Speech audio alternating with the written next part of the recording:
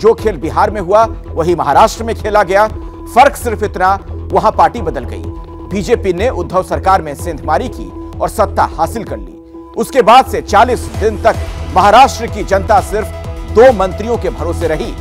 लंबे इंतजार के बाद अब जाकर महाराष्ट्र को 18 नए मंत्री मिले। जनता की उम्मीद जगी कि अब उनके अटके हुए काम हो पाएंगे। महाराष्ट्र भी उन राज्यों में शामिल है जहां जनादेश का माखौल उड़ाया गया। जनता की भलाई के नाम पर जनता की जान ही आफत में डाल दी गई।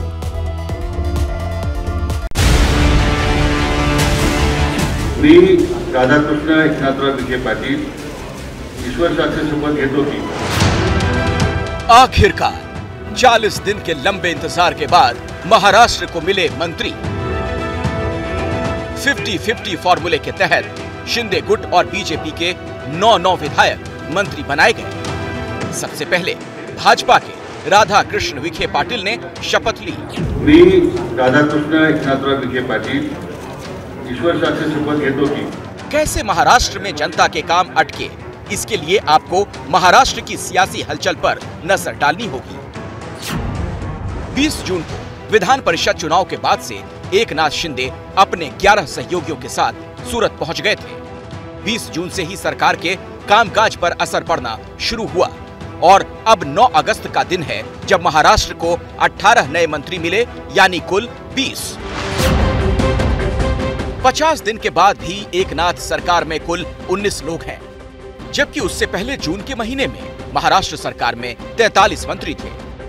ये सारा सियासी खेल हुआ है जनता के हित के नाम पर। अब विपक्ष में मौजूद शिवसेना इसे जनता से खिलवाड़ बता रही है।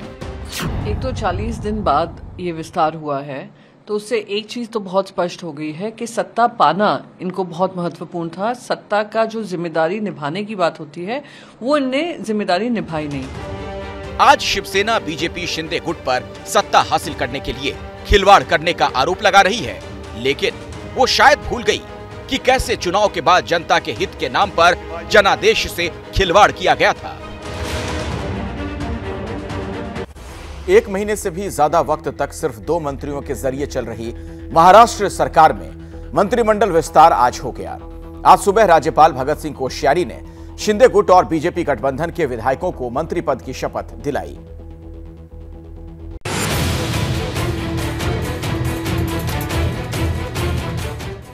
एकनाथ शिंदे के मुख्यमंत्री बनने के 41 दिन बाद महाराष्ट्र में हुआ ये पहला मंत्रिमंडल विस्तार है। उद्धव के इस्तीफा देने के बाद महाराष्ट्र की सत्ता पर काबिज हुए एकनाथ शिंदे और बीजेपी की ओर से उप मुख्यमंत्री बने देवेंद्र फडणवीस के बीच 50-50 फॉर्मूले के तहत 9 विधायक मंत्री बनाए गए हैं। मंत्रिमंडल का ये पहला विस्तार है। इसके बाद में सविस्तर मंत्रिमंडल का विस्तार होगा और अभी 22 से 24 जगह खाली है। वो सब होने के बाद में निश्चित बहनों को भी, महिलाओं को भी उसमें स्थान मिलने वाला है। और जो रहे हुए मुंबई सहित जो एरिया के एमएलए हैं, उस एमएलए को उनको भी मंत्री बनाया जाएगा। मंत्रिमंडल विस्तार में देरी क्यों हुई, इसको लेकर विपक्ष ने सरकार पर निशाने साधे। मुख्यमंत्री जी ने उनके जो कैबिनेट में कौन होगा कौन नहीं, उनका चयन किया है। अब किस प्रकार के मंत्रियों को लेके वो काम करते हैं, ये सारी जनता देख रही है। महाराष्ट्र सरकार में शामिल बीजेपी ने इस मंत्रिमंडल विस्तार को जरूरी बताते हुए किसी भी दूसरे राजनीतिक मजबूरी के दावों को दरकिनार किया है।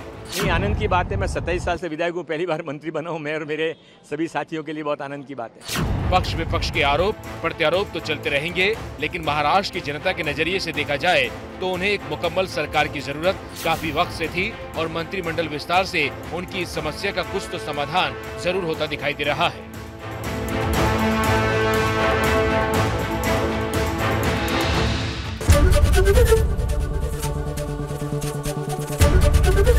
एबीपी न्यूज आपको रखे आगे।